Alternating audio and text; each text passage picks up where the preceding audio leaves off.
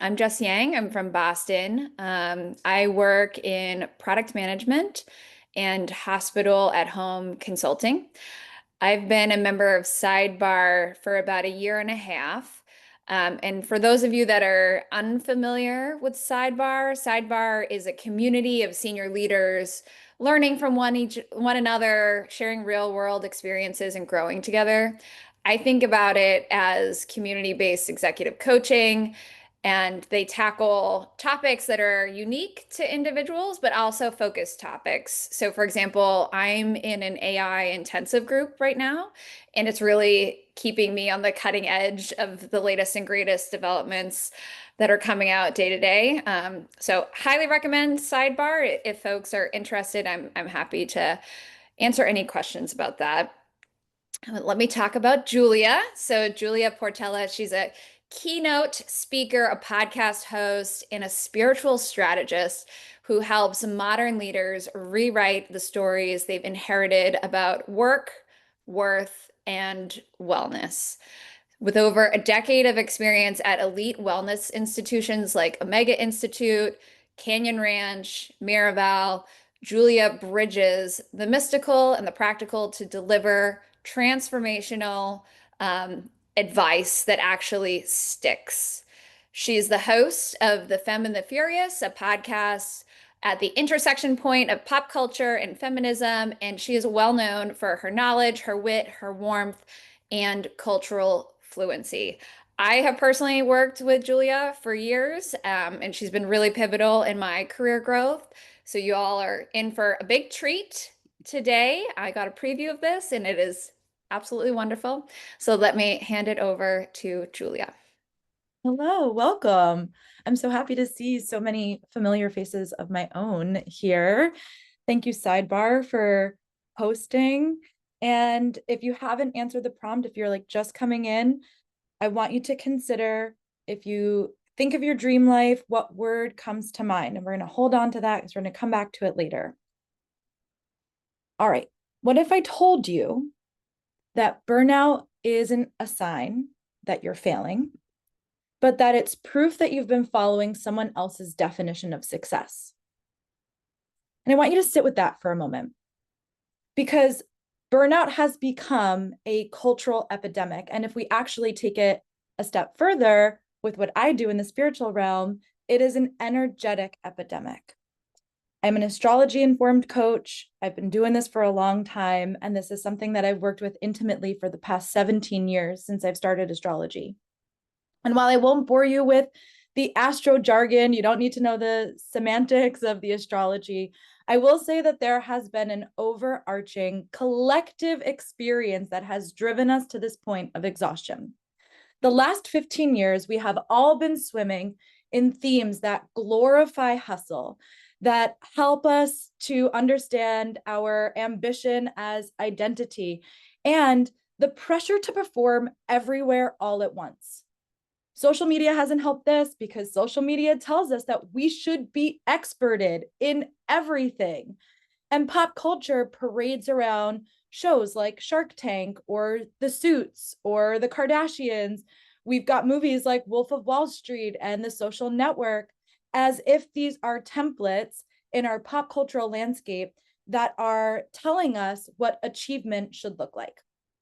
And even my best friend, Taylor Swift, has dropped 9 albums in 5 years, 2 of which she wrote on a world tour.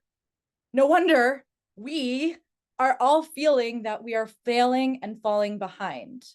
But there is good news, and that is that burnout is not proof that you are weak. Burnout is proof that you are powerful. It is your body and your spirit waving a flag and saying, this isn't your script. You don't have to live like this. Burnout is an invitation and a chance for you to go within and to ask yourself, what if success didn't mean exhaustion? What if success actually meant my alignment, my joy, and my expansion? I know this terrain intimately. My life lives at the intersection of energy and culture and cycles that shape our society, and my work lives there too. I've spent years helping people understand that burnout is not personal. It is an energetic problem that is rooted in the stories that we have been telling ourselves about what success should even look like. And while there are many different ways that burnout can show up, today we are going to zoom in on the three most common causes. And I promise that one of the three will hit home or resonate. And that's what we're here to explore today. That's what we're here to dive into. And most importantly, beyond all of that, we are going to look at how each one of these different forms of burnout can become the platform that you need to actually create a life that you love. To bring this to life, I'll start with my own story, because the truth is that burnout for me isn't just a theory. It's not something that I've just experienced as a coach to clients. It is a lived experience, probably like many of you who are here on this call today. My path into this work didn't come through textbooks. It didn't come through corporate titles. It actually began at home for me. And it happened in a very unexpected way. I didn't become a sister until I was 16. And yet in that one instant, I went from being a teenager to being a caretaker. And these two little people who entered my life weren't my children, but they felt a lot like them. And at this time, I was supposed to be imagining my own future, but my attention was pulled into supporting theirs. And while sister is definitively and perhaps will always be my favorite title that I have donned thus far in life, the role of caretaker became so familiar to me, so ingrained in who I was, that it didn't just shape my family life, it literally shaped me as a person. Caretaking became my identity. And I know there's so many of you who are probably here today who resonate with that. It informed my decisions in such an integral way, especially from a young age. And it chose for me who I was in relationships with, because again and again, I found myself choosing romantic partners who were struggling with addiction. And at 16, right then and there, even though it followed me long beyond that, my subconscious decided that the second I became a sister and the second I became a caretaker, that I was only valuable if I was needed. Now, this brings us into the first type of burnout, and that is caretaking burnout. And it can take many different forms. I know I'm talking about kids, but maybe you are somebody who's raising young kids, but maybe you're not. Maybe you're somebody who's supporting your aging parents. Maybe you're somebody who's showing up for a partner who has chronic or mental illness. Maybe you're the mom of your team at work or your friend group. Maybe you're the emotional backbone at work. And especially if you're here and you're somebody who's in a leadership role, I would implore you to really consider that, because it can show up at work too. Caretaking is beautiful and it's necessary, but it is also a slippery slope straight into burnout if you are not careful. Because when your energy is constantly being directed towards others and towards tending others, it can leave very, very little space for you to tend for yourself. So let's look at this a little bit more deeply. What is burnout? What is caretaking burnout? In particular, it is when your energy is constantly going out and never coming back in. The indicator phrase here would sound something like, I'll just handle it. I've got it. Don't worry about it. I'm going to take care of it. The indicator feeling is resentment, oftentimes. And the belief that keeps you stuck here is, I am only valuable if I am giving. Now, these are our Lady Di's of the world, our Leslie Nopes of the world, our Molly Weasleys of the world. Hopefully there is a reference in there that resonates with you. But this is a pivotal one for a lot of people, and it's an introduction to burnout for a lot of people. So I want you to think for a moment, whether you're in the space of caretaking or not, I want you to think about a time that you have caught yourself saying, it's fine, I'll just handle it, or it's easier if I do it, even though you have had too much on your plate. How do you actually let go of that type of control? Because in all cases of burnout, what you don't want to do is double down by trying to overcorrect the problem, because this is only going to burn you out more. Balance doesn't come from extremes. It comes from a gentle return to neutral. So think about a pendulum, right? If a pendulum is swinging, it has to pass through the middle ground into that neutral state before it can get to the other side. And that's all we're trying to do when we're in a state of burnout. We are trying to get back to the middle ground or to the neutral place, because that is where restoration happens. That is where you can actually begin to hear your own needs again. So how do we find a neutral ground for caretaking? Well, there are 3 tools that I'll leave you with. The first is what I like to call pause to presence. So before you say yes to anything, because when we are in a state of caretaking, yes is almost always the top answer that we want to give. Before you jump into saying yes to something, slow down, put your hand over your heart, close your eyes, take a deep breath, and ask yourself, is this mine to fix? Is this mine to carry? Is this mine to hold? Whatever question feels appropriate for the moment. Because just that 10 seconds, just slowing down and checking in with yourself will bring you back to center. Because you have to be mindful when you are in a state of caretaking that you are not Bob the Builder. You are a pillar of support. You are not supposed to fix every problem. You are supposed to support somebody else so they can get the tools and the skills and the resources that they need to do it on their own, or as often on their own as they can. Depends on where you are, depends on who you're caretaking for. The other thing is a reciprocity ritual. So each time that you give to somebody else, it does not matter the context, you are going to intentionally give something back to yourself. This is energetic currency that we're talking about. It doesn't matter if it's a 5-minute walk in the sun. It doesn't matter if it is your favorite cup of tea. It doesn't matter if it's reading 1 page of a book that you love.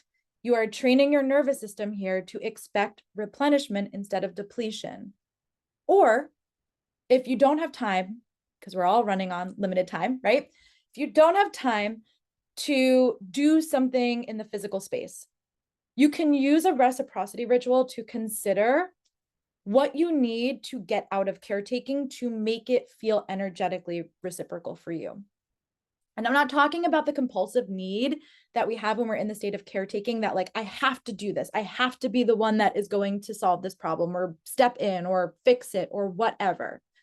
I want you to really think about what you actually get out of these moments. And so, for example, let's say you are caretaking for aging parents. What you would want to do here in the reciprocity ritual is consider the time that you get with them. Is this time invaluable? And what does that actually mean for you? This is time that you'll never get back with your aging parents, right? So can you actually use this time in a reciprocity ritual to focus less on the semantics of what has to get done, the task list? We have to go to the doctor. We have to get to this appointment. We have to do this thing, and actually flip it on its head from the semantics to the sentimentality. What are you actually getting out of it that is invaluable, that can't be taken away from you when you've outgrown this role or when this role has outgrown you? And the last is heart linking. This is more on the spiritual side. So if you're somebody who is deeper into wellness or deeper into spirituality, this is really good for you. It is called heart linking. What you can do this either in your mind's eye, or you can do this when you are face to face with somebody. But what you will do is you will hold an image of that person that you are caretaking for, and you will envision a golden cord of light coming out of your heart and into their heart. And then what you want to do is when you have that experience where you see it or feel it going into their heart center, you want to envision it coming back, because this is training your energy body to understand that it is reciprocal, that energy has to go both ways, that it has to be cyclical in some capacity. So maybe none of this works for you. Maybe you want an immediate reframe right now. Maybe you have no patience and you're just ready to get out of this mindset. That's totally fine. I've been there myself. I want you to sit with the question. Okay. And we're not going to pause for these here. So if you want to take a picture of them as we go along, or I can come back to these later. But we're not going to pause for you to like have the deeper reflection. But these are things that you can take with you after. So when this presentation's over, you can sit with them and you can have these journal prompts for yourself, essentially, or thought-provoking questions. So what if the same standard of care that you give others became the measure of success in how you care for yourself? What would you do differently? And so you can sit with that later, and that will hopefully help give you a shift or a reframe. Now, for me personally, I had to ask myself the exact same questions, because for me, the cost of ignoring it at the expense of caretaking, ignoring that I was doing that was huge. It had massive impact for my life. And these questions, these types of questions and these types of practices are what actually broke me out of the cycle. But my cycle was actually locked in a space where my self-worth was connected to how much I could sacrifice for somebody else. And the moment I became free of that cycle, my life expanded in ways that I couldn't imagine. When I broke free from the caretaking loop, my professional career skyrocketed. And I landed jobs at the top wellness resorts in the country. I was working at Canyon Ranch and I was working at Miraval.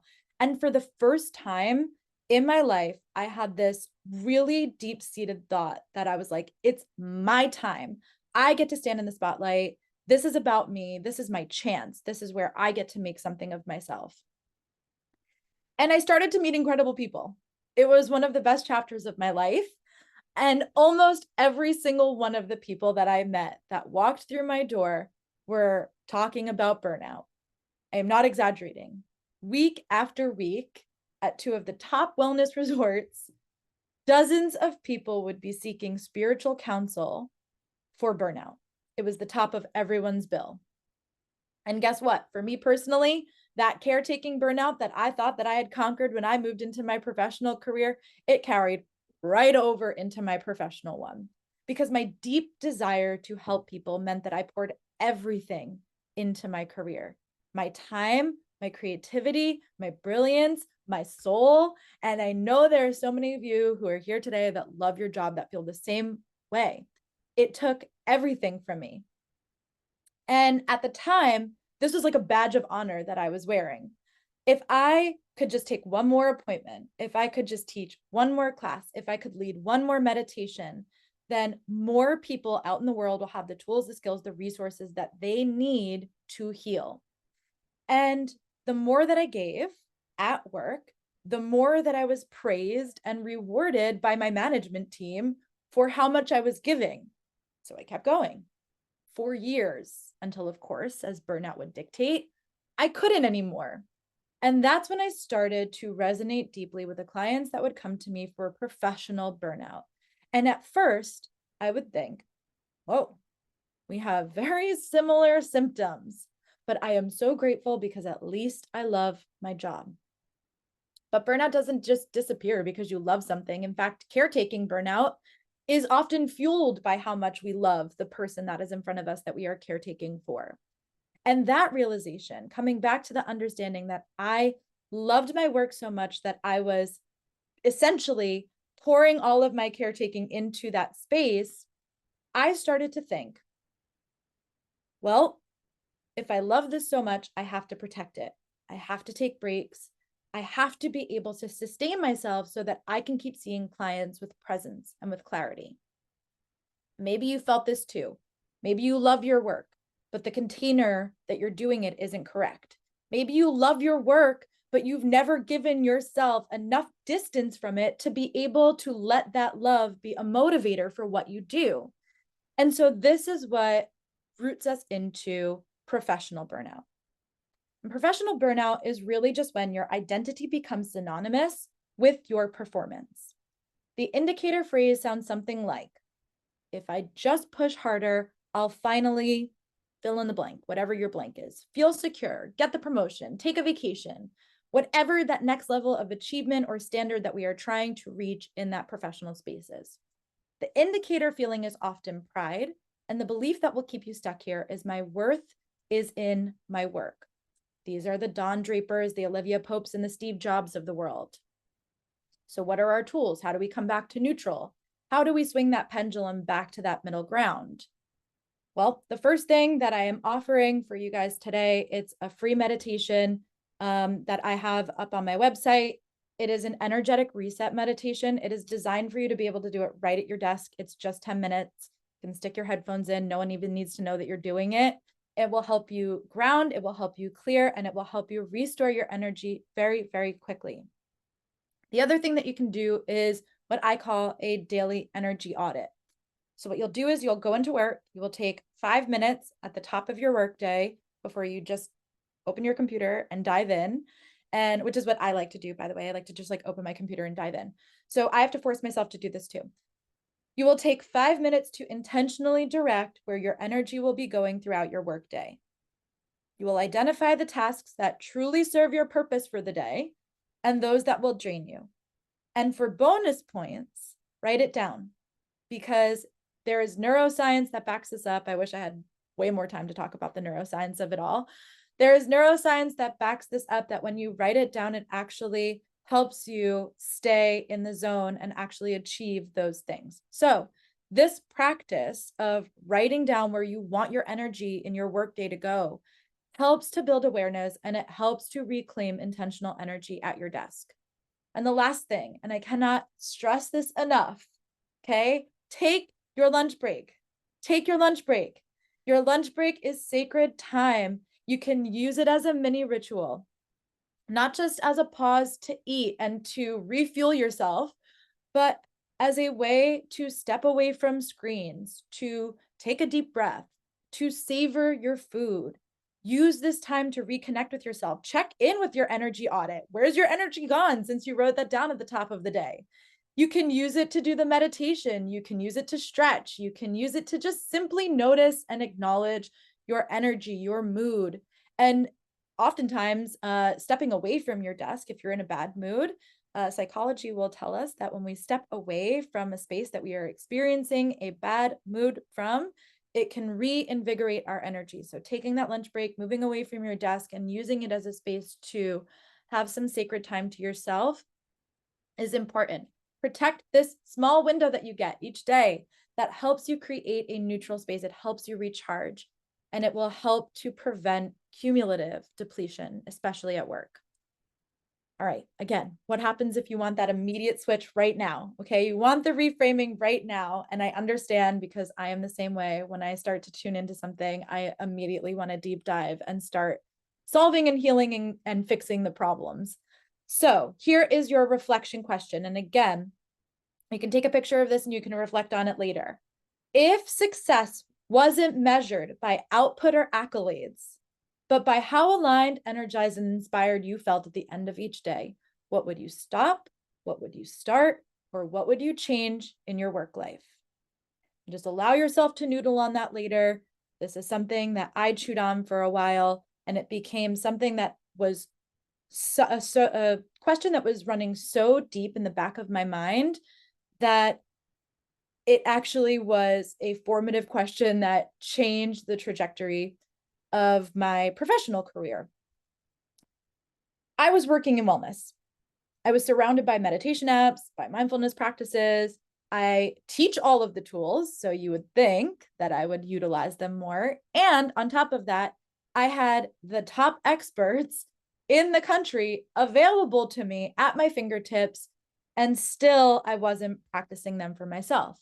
I was giving, I was guiding, I was coaching, and I was pouring into my work and into others endlessly, but my own life was running on autopilot. That sound familiar to anybody? Is that a familiar story for some people? Something shifted for me. I had been noodling on this question: if success wasn't measured by accolades, but by how inspired I felt, what would I do differently? And I ended up booking a trip to Paris. And I thought this would just be a nice break for me. It would be a few days away from the office. It would be a little mental reset, as we all feel when we are taking a break from work. But it turned out to be far more than that for me. In Paris, I saw a way of life that completely shook me. People weren't rushing. They lingered over long meals. Conversations were slow and full-bodied and meaningful. Phones stayed tucked away. And as a New Yorker, I don't know if that was obvious to anybody, but as a New Yorker, I was completely enamored, because despite being a big city, there was a rhythm of life in Paris that felt entirely foreign and yet entirely magnetic to me. It hit me like a lightning bolt. I didn't just want to coach executives on intentionality. I wanted to live that intentionality. I wanted to be the embodiment of it. I wanted to say, look at me, I'm doing it, so you can do it too.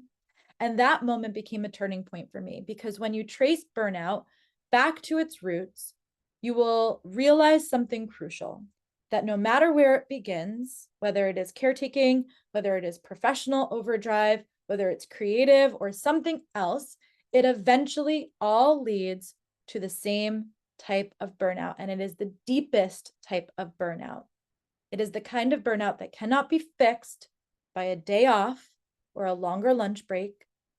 It is the kind that forces you to confront the most essential question: who am I really, beyond my roles, my responsibilities, and the masks that I've been wearing? And that, my friends, is what I call identity burnout. It is when you have poured so much of yourself into meeting external expectations that you look in the mirror and barely recognize who is staring back. The indicator phrase often sounds like, "Who even am I?" The indicator feeling is hollowness. And the belief that keeps you stuck is, if I slow down in any capacity across any area of life, I will lose myself completely. These are our Rue Bennetts, our Carrie Bradshaws, and our Elsas of the world. So how do we get to neutral from here? I wish it were as simple as handing you 3 tools to just balance and restore and come back to that space of center. But the truth is that it's not so straightforward, because this type of burnout, identity burnout, is so deeply personal, and it is intimately tied to who you are at your core. Trying to give you a one-size-fits-all solution would be doing each person here a disservice. What I can do is share my own experience. And that was that my trip from Paris completely gave me an identity check. It forced me to pause, to reflect, and to ask questions that I had been avoiding. Why do these roles define me instead of me and my unique essence define these roles? Then that led me to another question, which was, what is my unique essence? What does that even mean when I can contemplate that? And most importantly, the thing that was at the bottom of all of the questions that I was asking myself is, what do I truly want to create, embody, and experience over the course of my lifetime? And this awakening was the starting point to discovering my own path of energy alchemy. And that's exactly what allows me now to guide other people into creating a life that feels uniquely their own as well. These questions fundamentally changed me, because for the first time, I saw myself clearly. I saw the parts of myself that I had been giving away. I saw the parts that I had been living unconsciously in patterns that I did not necessarily choose to subscribe to, but that was stuck in the cycle of repeating. And I saw all of the subtle ways that I had been sabotaging my own energy and my own joy. And I realized that I had a chance and a responsibility, if I'm being honest, to redefine my life across every area: my career, my relationships, my creativity, and my sense of self.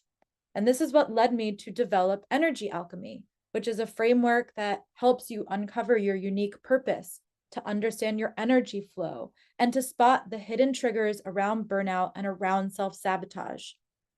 It's about seeing not just what you're giving or how you're draining yourself, but why you're doing that.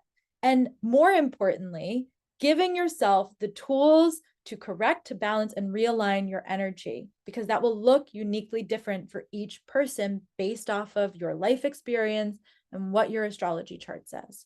So energy alchemy isn't just about doing more, and it's not about fixing yourself, because there's nothing to fix. There's nothing wrong with you. It's just that you've been following someone else's blueprint, and you need to understand and interpret your own.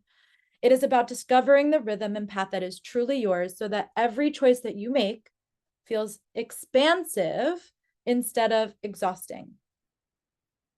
But I don't want to leave you hanging. If you're experiencing the identity burnout, I get it, because it's the realest type of burnout that there is. So let's bring it full circle. Earlier, I asked you, if you could define success in one word, what would it be? We had a lot of really beautiful answers in our chat. And I want you to pull that word up to the front of your mind, because we're going to take the next 60 seconds, 1 full minute. Okay, let me pause this for right now so I can ask the question. And just noodle on this, just bullet point. Don't make yourself crazy about trying to write in full sentences. Just write what comes to mind. If your energy were fully aligned with the word that you chose, felt like your dream life, if every choice, every action, and every boundary that you had reflected it, what would your life look like? How would you show up differently? And what would you stop giving away to honor that word? So take a minute, reflect on that, and we'll come back to it in just a minute.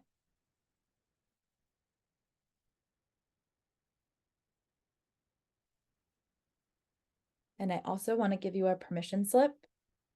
If you're realizing in real time that your word doesn't make sense with these questions as you're reflecting inward, permission to change your word. You don't have to stick with it just because you put it in the chat.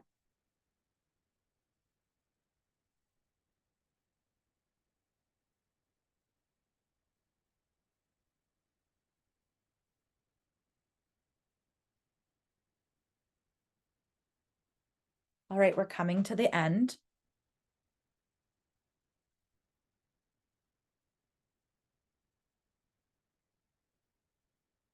And if you still need to bullet point, you can still bullet point.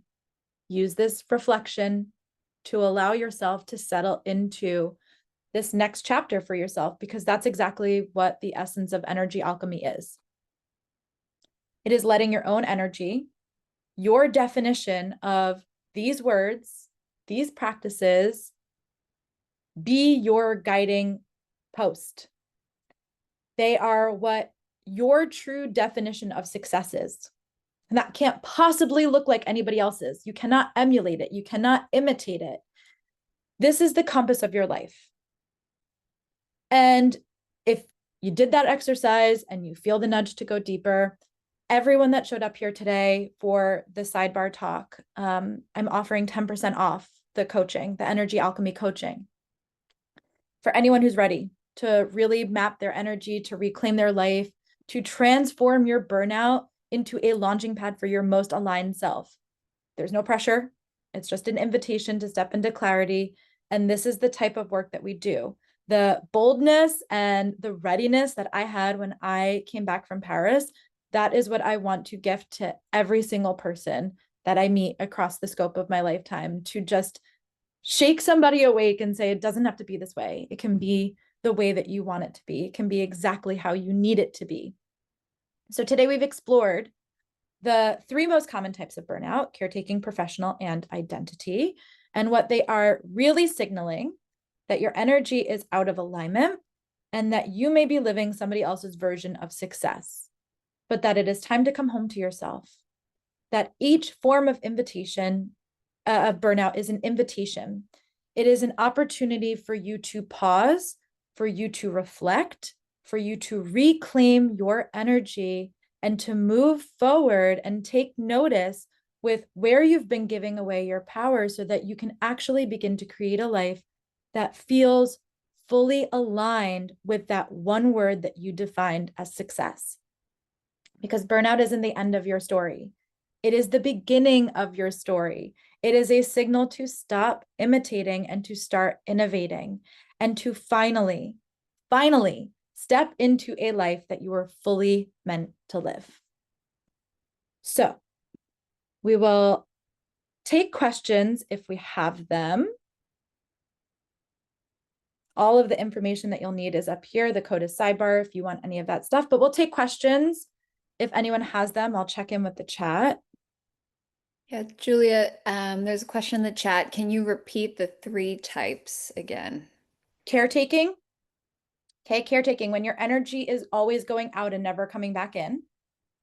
Professional, when your identity is wrapped up in your performance at work.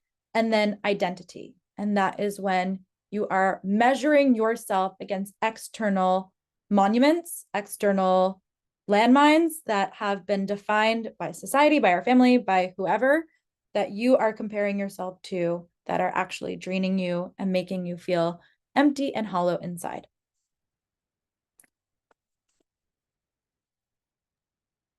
Great. Okay, I'm reading some people's stuff too. I'm gonna go back up. Um, because somebody posted my life would look rosy and rich. What a beautiful What a beautiful bullet point. My life would look rosy and rich. I would be more energized and complete. I would not give away my mental sanity. Yeah. And then so when you get stuff like that, if you have your bullet points, these reflection questions that we've talked about throughout today, my prompt to all of you would be, how much deeper can you go? What do those things mean? So when somebody, like, if I had a client that said to me like, oh, life would look rosy and rich, I'd be like, what does that mean? How much more can you say, what does that mean, until you get to a real bottom answer of what are the semantics of rosy and rich? What does it mean to be more energized? Where are you not energized? So take your bullet points that we've just gone through, or that you may go through a little bit later, and continue to redefine them for yourself. If you hand them to somebody else and they could say, well, what does that actually mean? Then you have to go deeper, because there's more there to uncover. I want to say that because it was a beautiful thing, but I want to give everyone a little bit more um, on what I would do if I was doing this, or what I do when I'm doing it. So my life would look peaceful, passionate, and creative. Again, those are beautiful words. I would go deeper. What does that mean? How much time do you spend in your creative flow? All of that kind of stuff. But if anyone has questions about like burnout proper, like energy, how your energy may respond to it, or something that you might be experiencing that you just want a little bit of guidance on, feel free to ask.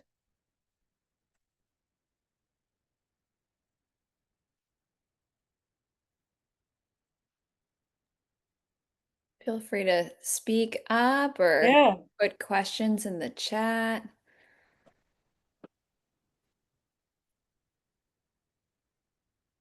I think I'll also say too, I don't know why, just intuitively, I feel like I want to. I'm a huge fan of pop culture. Obviously, you can see I pull a little bit into the presentation. But it's also a really good place to reflect. And so, like, the things that we use to actually, I don't want to say like numb ourselves out to burnout, but like, oh, like taking a break is scrolling on our phone, or watching TV, or watching a movie, or things like that. These like entertainment pieces. And they can be real reflection points if you're intentional with them. So I put people from pop culture because if you have a celebrity that you love, if you have a story that you keep returning to, if you have something that you're watching right now, even if it seems facetious, I'm watching The Summer I Turned Pretty. I started watching it because my teenage sisters were watching it and I wanted to see what they were watching. And now I've just discovered that every millennial apparently watches this show.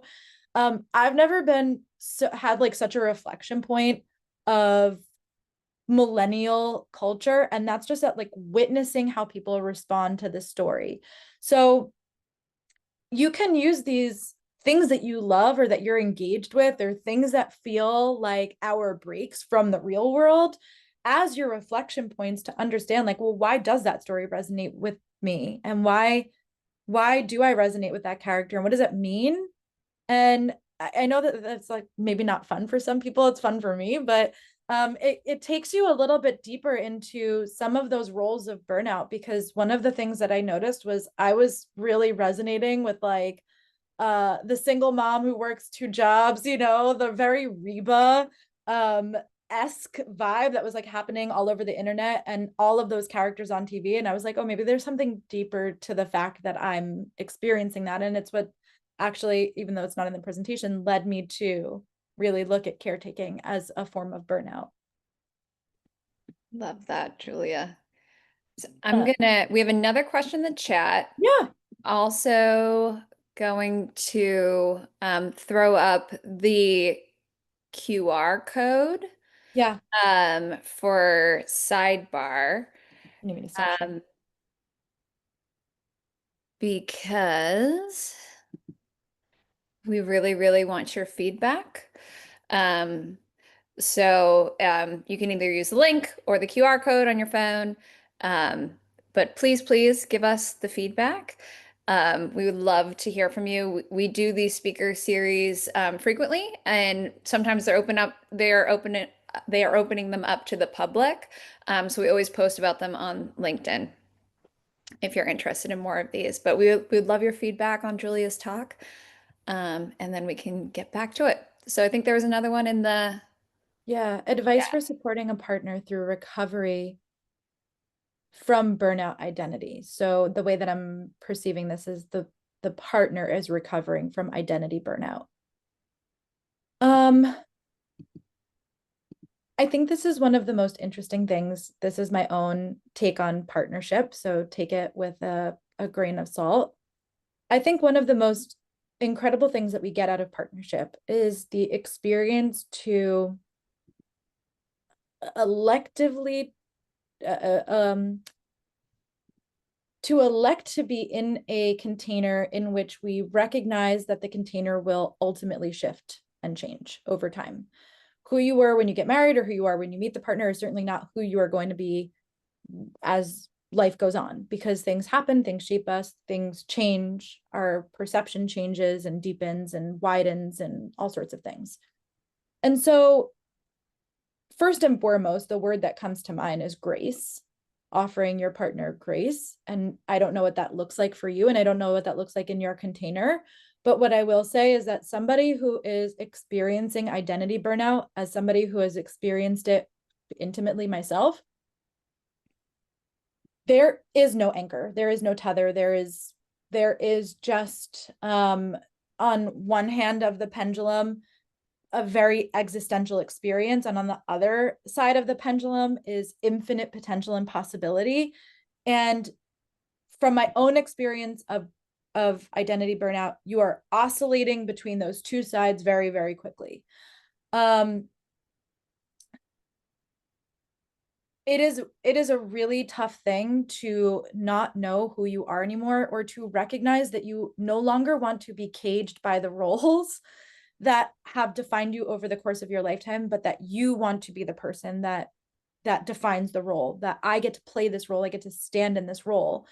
And what people need in that space is grace and compassion, because what they are doing is they are essentially taking their character off of a storyboard and rewriting it and redefining it. And that's going to change how they that's going to that redefine how they interact with you, and how they redefine how they interact with their family and their job and all sorts of things, because what's fundamentally changing is the person.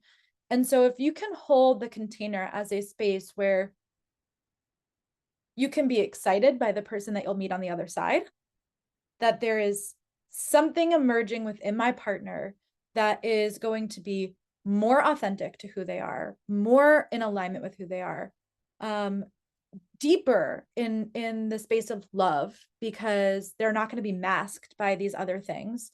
And if you can get excited by that and hold compassion and grace for that person as they're moving through the experience, I think you're in for a deeper container. Now, again, I don't know what your relationship looks like, but I think fundamentally, if you are letting the person change and grow more deeply into who they are, there's only more of them for you to love and to cherish and to honor and to adore and to respect. And so that would be the word that comes to mind is compassion. Like sort of the sub line for that would be grace, because it is a transition period. But I think what I would root into most beyond those two things is excitement. I am excited to see who you're becoming. I am excited to see and this goes back to the caretaking. You cannot fix it. You cannot solve it. You are just their pillar of support. You are just somebody that says, I see where you're going.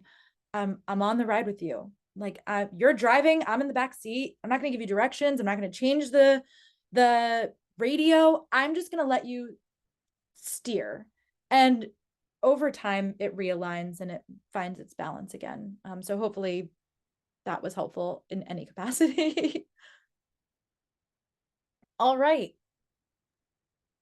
Any other questions? other questions from the group. Reactions, thoughts, commentary. Oh, thank you, Thanks, Amon. Amani. Yeah, thank you for the content. I think that the identity burnout is it's definitely a new concept for me. I never really thought about that, and I think it's something I have to kind of contemplate a little bit more. I think Yeah, definitely heard of the other two, but I maybe in a way, I think thinking back, like I probably struggle with the identity for sure, but in terms of like uh categorizing it as a burnout it's interesting and a unique take on that. And maybe it's thinking about it that way provides like other tools, like you said, to maybe to try to attack it a little better or yeah, manage it. yeah. I think most people don't realize that professional and caretaking is wrapped up in identity burnout because we are so profoundly, societally pushed to identify ourselves in these roles. And then when you take the role away, that's why a lot of people, when they are empty nesting, or when a lot of people get laid off, or when a lot of people go through these major life transitions, don't know who they are anymore because they have so intimately wrapped it up in these other things. And that's where I think identity burnout becomes the most profound, because it's giving us the platform to really understand who we are outside of those roles. Yeah, I think thank we've you. got a question up here from Kristen. Yeah, Kristen. Thanks for taking questions. I resonate with all three that you mentioned. As a working mom who works in senior management, it's always energy out, not in, Mhm. performance based at work. And, kind of thinking about how those external pressures and so all three. I always get stuck though, kind of like at your second question. Like I can think about like my dream life and what would life look like, but then I kind of get stuck at like, how would you show up differently in that situation? Um, and when I go through my reflection, like a key part of me in my story is that I have two parents that both own their own businesses, and then I ended up in like corporate America. And so I know I went down that path more for like security and safety, paycheck, like insurance, and I've done well for myself going down this path. So it's also that security, like not wanting to leave that. But I still define myself a lot by my parents who were very visionary and successful entrepreneurs. And so when I think about your next question, like how would I show up differently? It's like there's part of me that's like, I want to be that visionary person that like creates my own business or has a new product or like does something that is like those types of visions are really exciting for me. But like by the end of my day, it's like there's no energy left to even like put into that bucket. And so I'm sure this is a pretty common thing for people in this time of life and in this field and everything. So I'm just wondering if you have any like words of wisdom to kind of get me to push into like that next set of questions in terms of like, how would I show up differently? Like I wake up every day, I'm appreciative for where I'm at and at the job that I have, and I know the reasons why I'm here, but I still resonate with a lot of what you mentioned too and your types of burnout. So I'll pause there. So a couple things come to mind. First and foremost, first of all, I'm like geeking out over your question. um, First and foremost, I would implore you to consider what stability even means, what security even means, because he said it a couple times. And um, I've had a million lifetimes in career. Okay. I know I'm young, but I've worked across many, many different fields. And I will tell you, nothing is stable and nothing is secure. The most secure that I ever was in my career was actually at Miraval and Canyon Ranch at commission-based jobs. I only made as much money as people came in to see me. I've worked in education. I have worked in corporate America. I worked in insurance. I've done it all. So security and stability isn't something that is found externally. It's internal. If you are stable, if you are secure, doesn't matter what you do, it will come. That's why people who are visionary, who know and believe in their dream, that they can see it, they can feel it, they can smell it, they can taste it. They just know they're onto something. They're so driven by that it creates a sense of stability. And that's why things take off, right? We don't see all of the hard work and the stuff that goes into making something that way. Maybe you did if you have parents, but that own their own business. But that's where I would start is, why do I define security and stability as something external to me when I could turn it inwards and understand what that even means for myself? Because the paycheck could go like this. Your career, your job could get bought out by so-and-so company and they could decide that they don't need your role anymore and they could lay you off. It could go under, it could go out of business. There could be a million different reasons why the thing that you thought was stable actually proves you wrong. And then it forces you to figure out, and I've seen this a lot of times, what stability actually is, because it's not the paycheck that's stable. It's the consistency of something, or perhaps, I don't know, whatever word you want to define it by.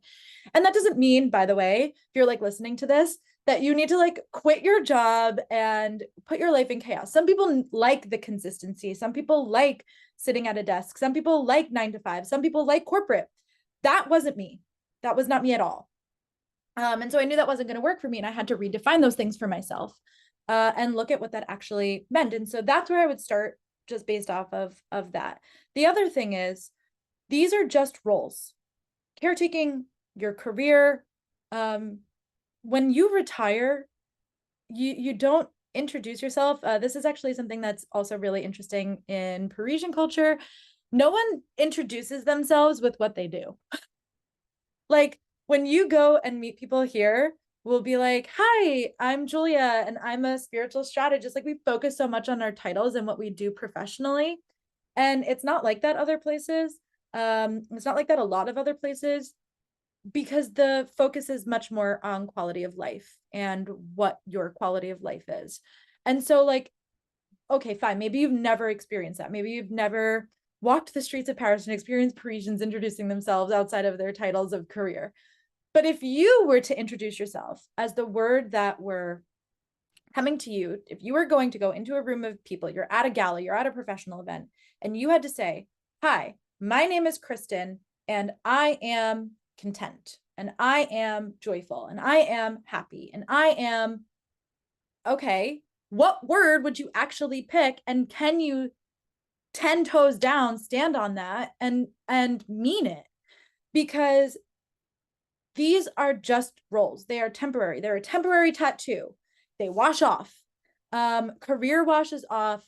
Caretaking in whether you're a parent or a daughter, or a child or whatever, it doesn't matter. The identity piece of the connection remains the same, and yet the physical, emotional component of caretaking will inevitably fall away. And what are you left with? If what you're left with outside of the caretaking is your resentment for how much you caretook for that person, then you're interrupting the connection, right?